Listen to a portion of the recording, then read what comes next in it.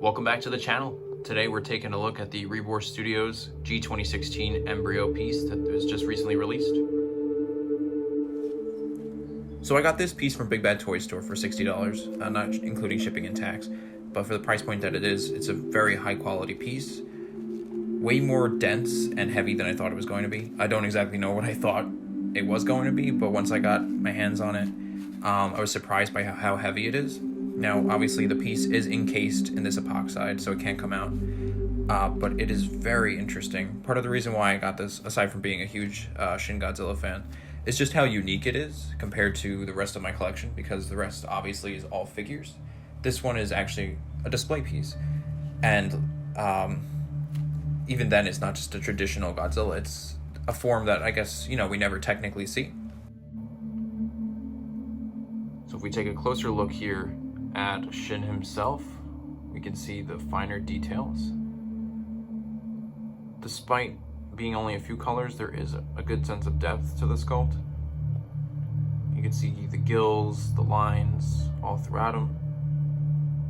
Even the dorsal plates have little details on them themselves. So you can see that this has stickers on it.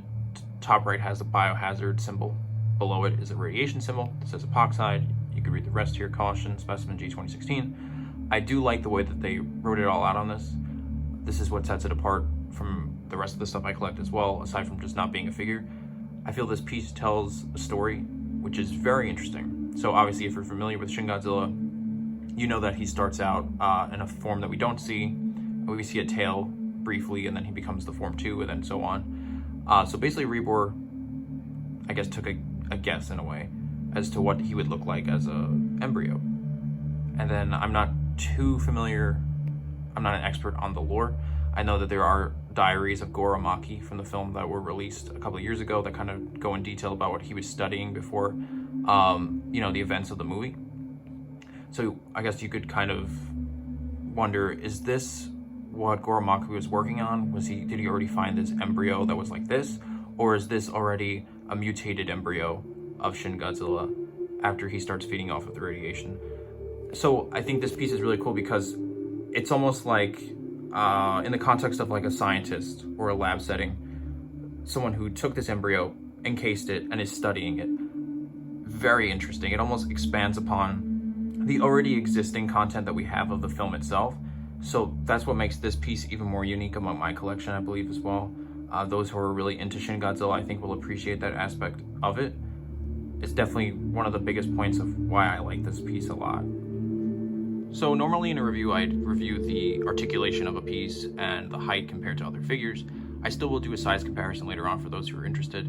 But obviously this Shin Godzilla is encased in this epoxide. He can't come out. He doesn't articulate. It's basically a statue. But it's a great piece nonetheless.